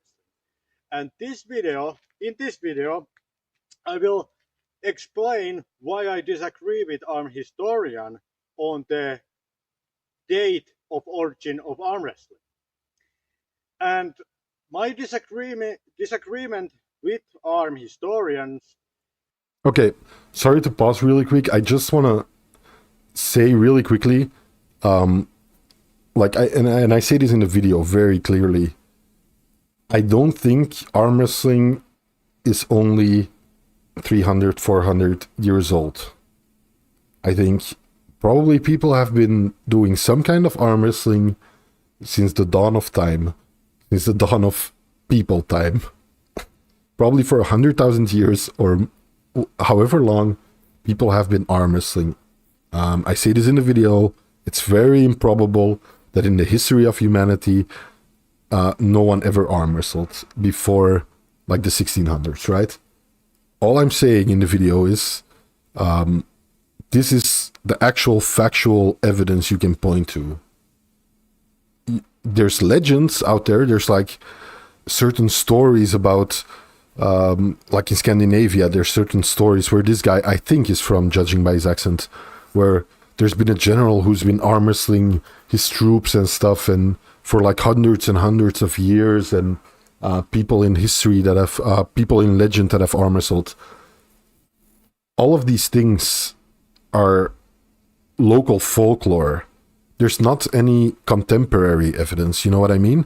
There's not like some scroll you can point to where 1,000 years ago someone is describing two people arm wrestling, or there's not some mural you can point to where here you clearly see two ancient Egyptians arm wrestling, and this mural was made 3,000 years ago, for example. As far as I can tell, there's nothing like that. There's legends and stories people tell now, but as far as I can tell, no way to find any actual source for those things. So yeah, just wanted to make that distinction. Let's hear him out. I can explain my disagreement with 2 points and 2 arguments, which I explain in this video. The first point, like his video starts, first point is that the obscurity, what is claimed in the video. His video starts with the wording that the history of modern arm wrestling. Where and when did arm wrestling as we know it first appear in history? And I think that defines his frames of arm wrestling. I just said arm wrestling as we know it, right? That's what I said. I didn't necessarily say modern arm wrestling. I just said, I guess that's kind of the same thing. Kind of narrow. And if he then, from this definition of modern arm wrestling, which he says he is talking about, claims that the historians which talk about not modern arm wrestling, but proto-arm wrestling, the prototype of arm wrestling. Modern historians are talking about the prototype of arm wrestling when they talk about the 4,000-year-old stuff. Arm historians is talking about modern arm wrestling. These are two different definitions. Okay, I'll touch on this very briefly. They might be two different definitions. Proto-arm wrestling, the first time I heard that term used is right now, right here in this video. So I don't really know what exactly he's getting at. Maybe he'll explain more. So, if arm historians in his video claims that the modern historians are wrong by dating the proto-arm wrestling as 4,000-year-old sport, because in arm historians' definition, that's not arm wrestling that they see in those Egyptians' hieroglyphs. If arm historians claims that they are wrong because they disagree with his definition of modern arm wrestling, arm historians commit the fallacy of definist fallacy. Okay, I know what a definist fallacy is. I don't think that's what I did here. I didn't bend or change any definition so it would go to my side, because honestly, I don't really have a horse in this race, and I don't really care at which time arm wrestling was originally depicted or firstly depicted, right? I went into this video not with the mindset of let's prove everyone wrong. I went into the video that I made with the mindset of let's try and find the actual first irrefutable source we can point to where arm wrestling is depicted or talked about directly. Now, you can argue the definition for arm wrestling. You can look at, let me rewind a little, these hieroglyphics that he showed here.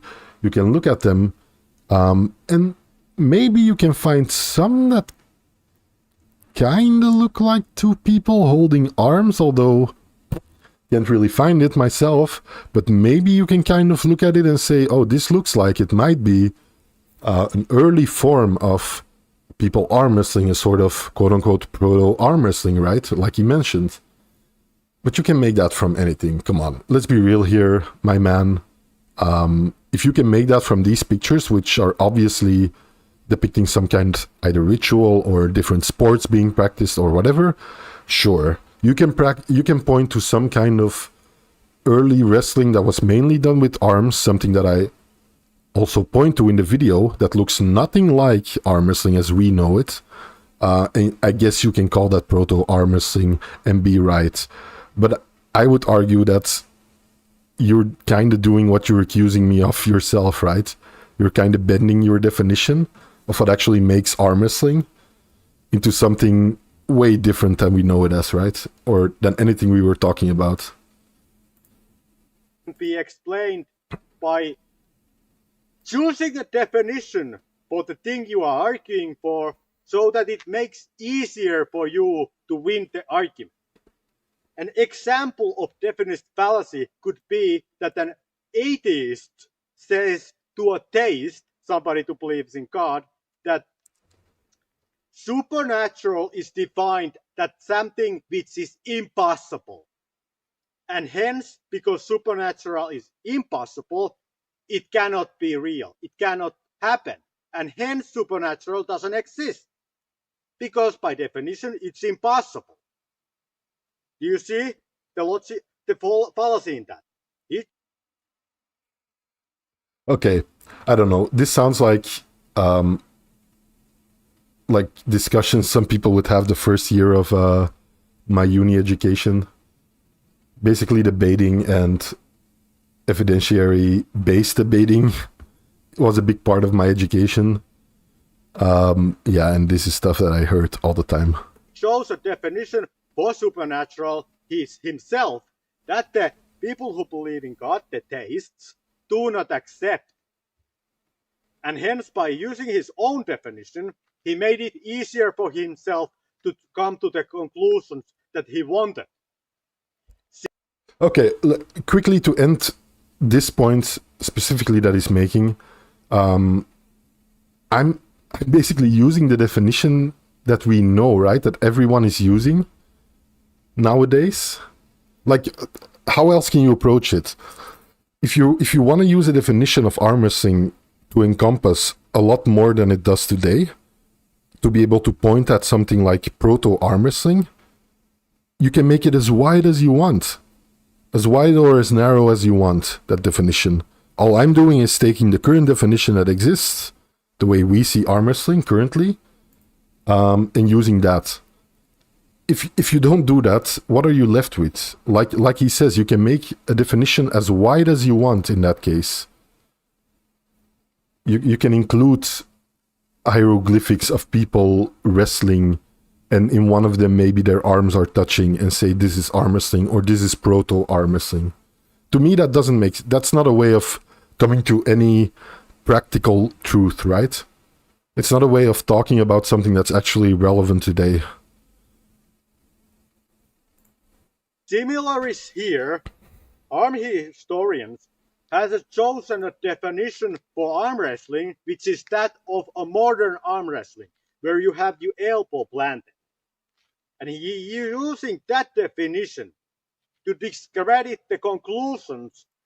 Okay, I'm pausing a lot here, I know, but I think that's unfair. Because in the video itself, I point to, for example, Uma, which is the Hawaiian version of arm wrestling, which goes back a long time. Like, there's written records of it going back a long time. And Uma is practiced not with the elbow planted. Sometimes Uma is practiced standing up straight, sometimes lying down with the elbow planted, but sometimes Uma is practiced standing up, even on one leg sometimes. And the elbow is clearly not planted there, but I would consider that arm wrestling. There's certain elements to something when you look at it, which makes it arm wrestling, right? And I don't think an elbow being planted on a surface, a flat surface, is 100% necessary to define something arm wrestling. And I think I illustrate that pretty well, that I don't think that, by showing examples where elbows are not planted and including them as early versions of arm wrestling. So I don't really know where he got that from, but from yeah. The reasoning which flows from the definition for proto-arm wrestling. So, to clarify, modern historians think the upright wrestling position where arms are wrestling is proto-arm wrestling.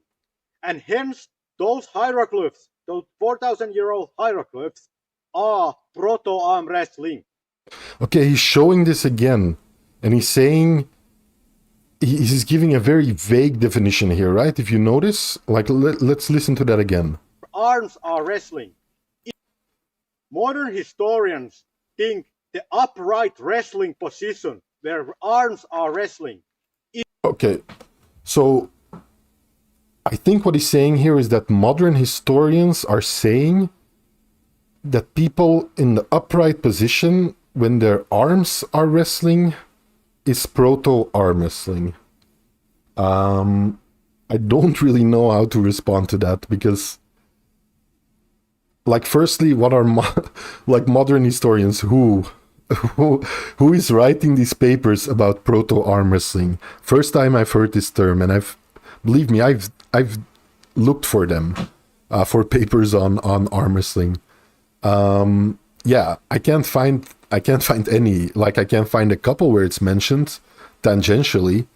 But yeah, nothing on proto arm wrestling being defined as two guys standing up wrestling arms. What does wrestling arms mean? I don't know. It's all very vague to me. Why not just use the definition of arm wrestling, which we know? Which, when people talk about the origins of arm wrestling, I think that's what they're referring to, right? Is proto arm wrestling, and hence those hieroglyphs, those 4,000-year-old hieroglyphs, are proto arm wrestling, where there is upright wrestling. So that's their view. Yeah, there is upright wrestling. It's called wrestling. The academic view of the proto arm wrestling. But the arm historian's fallacy is to superimpose to that reasoning his own definition from modern arm wrestling, that somehow this all has to agree with modern arm wrestling for it to be any type of arm wrestling. And hence these evidences which show upright wrestling are not good to conclude. Hey, catch you later, Tomer. Yeah, I don't know. It's getting a little long-winded now. I don't really know what he's getting at. Like, he's getting very deep into what do you define arm wrestling as, and my definition is way too narrow somehow. I think his definition is way too wide. I think if you cast a net that wide, yeah, of course you're gonna find examples of quote-unquote proto-arm wrestling in history. I can find them all over the place. If your definition is that wide a definition, then yeah, of course. The origins from Egypt for the proto-arm wrestling. So he is confusing between two definitions. That of a proto-arm wrestling and that of a Hey, modern Sweden Arm Wrestling Television, thank you, man, for the membership. Okay, those are the 2 points. Is this a countryman of you? First point being, it is unclear to me, does the video claim that the modern historians are wrong? Bye-bye, Second point, if the video concludes that they are wrong, then the video commits the definite fallacy. Okay, now to 2 arguments in support of the modern historian's interpretation of what should be the definition of arm wrestling. If you pulled this guy, sounds like you bled him out and he didn't like it. Yeah, listen, I'll say this, I won't watch the entire video. I think it's a little too long. You probably could have said this in a shorter time. That being said, if you disagree with me, I appreciate you taking the time calling me out like this. I don't even mind the thumbnail or you're wrong, this and that, and this is why you're wrong.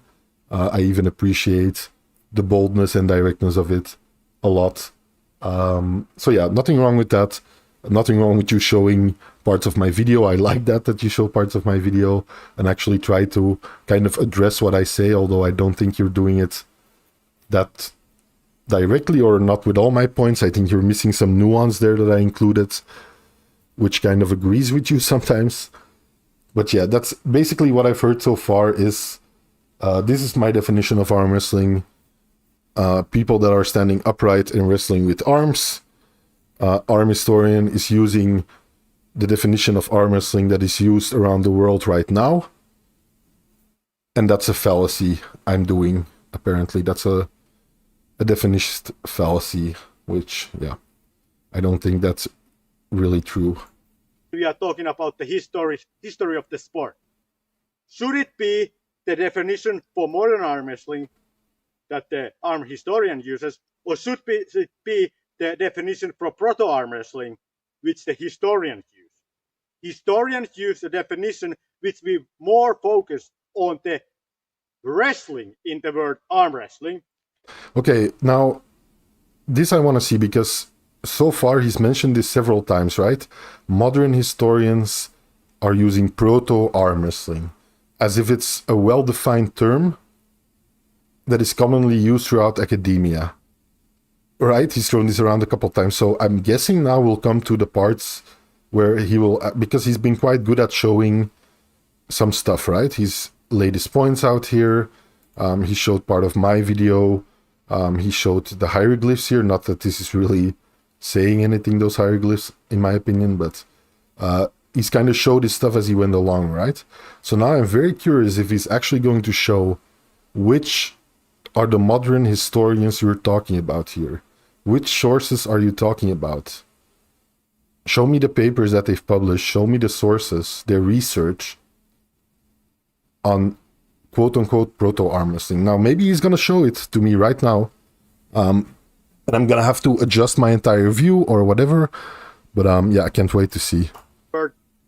Arm in the arm wrestling. As if arms, which are wrestling, Oh, okay, I'll let him finish. Wrestling with arms. This is a lot more narrow definition arm historian uses than what the modern historian uses. And here are two arguments why I think this form of definition is what we should accept. First argument is the argument for hallway arm wrestling. What is hallway arm wrestling? Okay, our hallway arm wrestling, as I define it in this video, is, as you might have seen many times, two arm wrestlers who are about to compete meet in a hallway in some hotel or something. And people are videotaping it and something. And they do this. They put their hand in the other person's shoulder and they do this standing up. I'm like this and the other person has his hand on my shoulder and do this. According to arm historians' narrow definition for arm wrestling, that wouldn't be defined as arm wrestling. Okay. Quick correction there. It would. That's why I used examples like that. I'll show you here. Don't know if you guys can see this. Here they're showing examples of Pa'uma, which is in Hawaii, the way they've been arm wrestling for a long time, which is standing up to arms. And I've called this in my video even as an early example of arm wrestling. Pa'uma sometimes is also practiced laying down, which looks something like this, right? Which looks something like this. Here we go. So yeah, I do point at that, and I do consider that an early definition of arm wrestling. Now, show me an example earlier than the ones I've showed you where people are actually doing that. Even if I completely agreed with his definition of arm wrestling, show me an actual example of it. I can't wait to see it. Because the elbow is not planted. It's just the upright wrestling position. So, but the modern historians would successfully define that as some type of arm wrestling. And maybe would say that it's a between the upright wrestling position and the freedom arm wrestling, something like that. They would put it there, but they would successfully categorize it as some type of wrestling. Whereas the narrow definition arm historian uses wouldn't recognize that as arm wrestling at all, because the elbow is not planted. And hence, we can come to the conclusion that this, from the usefulness perspective, we can conclude that the arm historian's definition for what is arm wrestling as if proto-arm wrestling, when we are talking about the history of arm wrestling, we shouldn't bring the question for modern arm wrestling. We should think about it from the proto-arm wrestling perspective. Okay. I think here is going off the rails, right? Completely. I kind of was with him in some points, but like here it totally like lost me. In my video, I actually made the case that the earliest example that I could find is straight out of Asia. So I have no clue where he gets the Western perspective stuff from. The earliest known examples I could find of actual visual depictions of arm wrestling came straight from Japan. So, yeah, I have no clue what he's on about. I'll just keep reiterating that. Sure, if you want to broaden the definition of arm wrestling to anyone who's wrestling using his arms, then yeah, duh, of course I can find 1,000 examples of arm wrestling going back thousands of years. But that's not what arm wrestling is. He's saying it's not the most practical definition of arm wrestling that I'm using. I think it is. I think the most practical definition, by definition, is the one most commonly held and used today. So yeah, I don't really know what he's... This to me, like the last minute or so, has been going off the rails a bit. From the broader spectrum, arm historians' narrow definition fails to define this as arm wrestling at all, even though we recognize that it is some type of arm wrestling. Everybody would agree, and that's why the top-level arm wrestlers even today do it, because they try to test each other. It has something to do with arm wrestling. Okay, so he keeps going on about how I made the point that if your elbow isn't planted, it's not arm wrestling, while in my video... let me go back to my video. I do show examples of this, right? Let me quickly... because I just want to make sure. Like, I do show examples of people not having their elbows planted, and I do describe it as arm wrestling. So I don't really know where that point is coming from. Let me quickly take a look.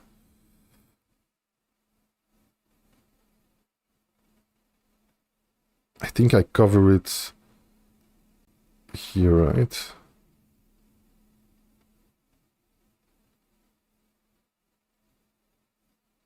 Yeah. Here we go. Here we go. I show clear examples of people not having their elbows planted, standing up, doing this, showing it as an early form of arm wrestling. So I don't really know where he's coming at me, why he's coming at me with this point of, according to arm historian, this isn't arm wrestling. Their elbows have to be planted. I never said anything like it, so weird. Even though the elbow is not planted and you are just standing. So, point from that argument goes to the broader definition of arm wrestling when we are talking about the history of arm wrestling, because it's more useful in categorizing different types of arm wrestling. Second argument, I call this the argument from pole vault. The pole vault, the sport in which you have this pole and you're jumping on over the thing and try to get higher. If you look at the history of pole vault, it's also the academics put it on in the Egypt, because in the Egypt there are hieroglyphs in which people are climbing on top of walls using a pole, like the pole would be a ladder. Okay, that might be a very far from pole vault as we know it today. Okay. But I think you would agree that that is some type of proto pole vault. No. No. Why would we agree on that just based on those two pictures? Why would you look at the one on the left and assume it's pole vaulting? Or some kind of proto pole vaulting? Why? I don't get that part. I can't get over that. Like, how do you make that jump? That's a jump to me. You're reading into that. Like, if it's in the context of people practicing sports, if it's like amongst a whole bunch of other hieroglyphs which show like people practicing other kinds of sports, or show kind of a pole vaulting stuff in different phases throughout the pole vault, sure. But how do you know this isn't just pointing at like people building something with poles, or people doing any number of other like ritualistic stuff with poles, or any kind of other stuff, trying to reach the heavens, or whatever it is? How do you know it's not that? Why would you jump to the conclusion of, oh, this is clearly some form, some proto-pole vaulting? Why? That to me is like a big of a leap as this guy is taking here over the lake. And later on, after that, in the Middle Ages or something, not in the Middle Ages, but a little bit after that, there comes this canal jump. And I think it's even more ancient than in Europe. In India, people did it and stuff, where you used a pole to jump over water obstacles, like canals and rivers or like something. You use the pole and you jump over it. And modern historians would say that, okay, that's also some type of pole vaulting. Okay, that's you're stuck too long on making the same point, which I think is kind of a fallacy right from the start. But yeah, I don't think it makes any sense to look at that and say it's proto pole vaulting. I think if you wanted to criticize me in a fair way, you could maybe point to the fact that I didn't go deep into the fact that arm wrestling might have evolved from a form of wrestling where people got more and more specific over time, and full body wrestling eventually evolved into what we would consider arm wrestling today. Yeah, you could point to that and say arm historian didn't do a good job of explaining that. He should have pointed to earlier forms of wrestling and said that arm wrestling most likely came from that. That's all fair points that you can make, but I don't think there's anything here that I've seen so far that's really compelling that I've really gotten wrong. Which uses a narrow definition when talking about the history of the sport. His definition would exclude all these of being any types of pole vaulting, because he could just say arbitrarily that you have to have the bar. There has to be the bar there, and you have to measure.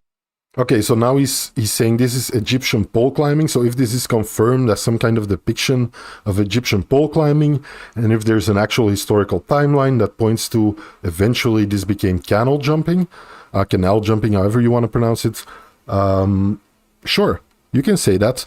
As far as I'm aware, there's no direct points in history where you can point to, okay, this evolved into that, wrestling evolved into wrestling with arms, then evolved into arm wrestling, and so on and so on. There's no equivalency there.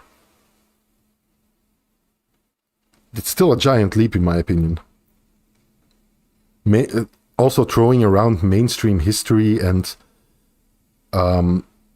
like academics, historians, I don't know, man, prominent historians or whichever terms he used, maybe mention them and mention their papers so I can actually look into those things, because like I said, the first time I heard proto arm wrestling is in this very video. How high did you go? And hence, from his reasoning, we would also give pole vaulting an estimate of age of something around pretty modern, because it's not very old, long time ago that people started to put the bar there and start jumping over that. Okay. So again, I think that the position of the mainstream definition of what should be considered as prototype of the sport, meaning that the definition needs to Again, mainstream definition, what does that mean? very elbow on the table, or there has to be a pole in the pole vault, or arm wrestling elbow on the table. Again, I never made the claim that elbow on the table is the only defining factor. Why the elbow on the table? What if we would say you have to have these pads on the sides? Yeah, it is. It is arbitrary, just like any definition is arbitrary. I don't really get, again, the point he's making here. It's arbitrary. Yes, it's arbitrary that you would need to clasp your hands for arm wrestling. Is it arbitrary that you can't use your feet in arm wrestling? Like, how broad do you want to go here? If you go broad enough, you can include anything into arm wrestling. This is a proto-reason video. Arm historian offer him a match, a mute match. Yeah, guys, I think it's gone on long enough. I'll skip through it a little bit just to like finish it out, but I'm kinda, yeah, I kinda got my fill. And what is the prototype of the modern sport? Definition to categorize that as arm wrestling is evidence for the superiority for the academic definition. And the second argument is that from the argument of pole vault, we can conclude that it makes no sense to talk about the origin of the sport and the prototypes of the sport if we use a narrow definition. We have to use a what. Okay, this is the last thing I'll say on it, and then I'll quit out the video because, yeah, he's just going on and on here. I don't think he's really showing that much. Here is the hieroglyph, by the way, that's supposed to show two people arm wrestling. How is that not convincing, right? Okay, I'll say this in conclusion. Using your definition of arm wrestling, or saying I should utilize a broader definition of arm wrestling, I think doesn't help anything.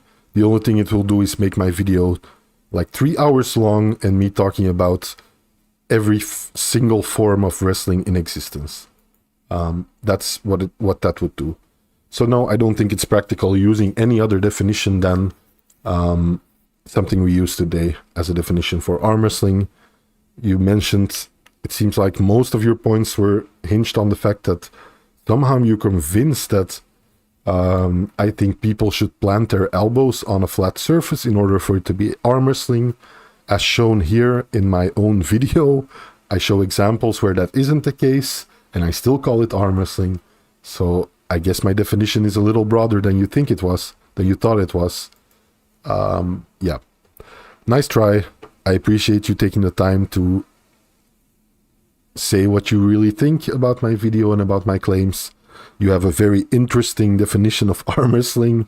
I hope you can someday maybe fill me in a little more on proto arm wrestling. I'm always down to talk shop in that way. Yeah, other than that, please don't take anything nefarious from what I did here. I just thought it would be interesting to take a look at your video, and I appreciate you took the time to actually respond to one of my videos. I'm glad you're interested in arm wrestling history at all, although I think your arguments are extremely flawed, to put it lightly. But yeah, that's just me.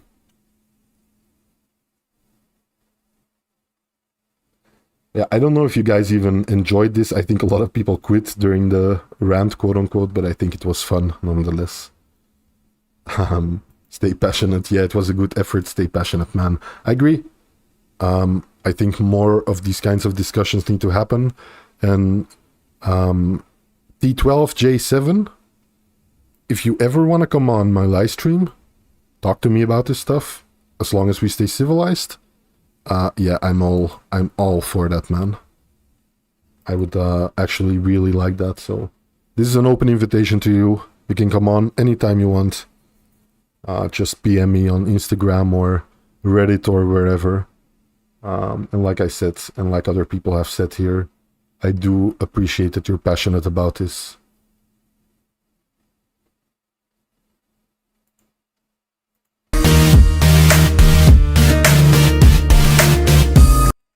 Sorry for the sound blast, guys. Sorry.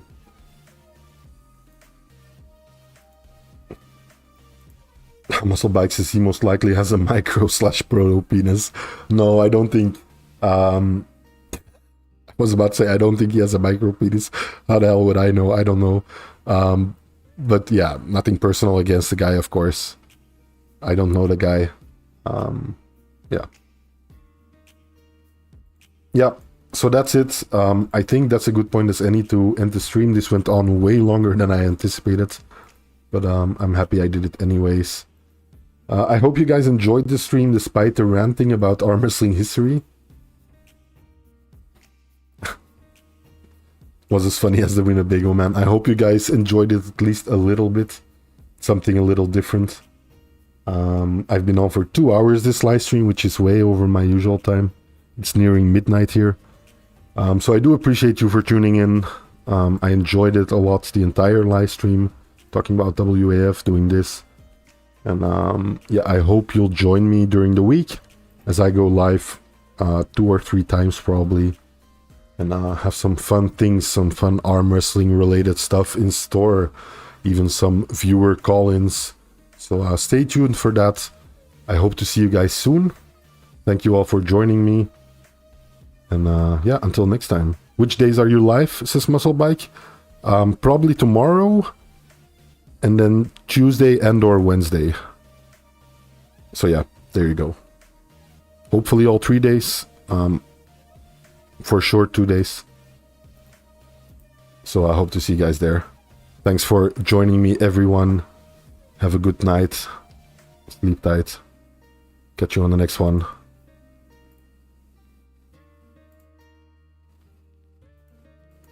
Bye bye, guys.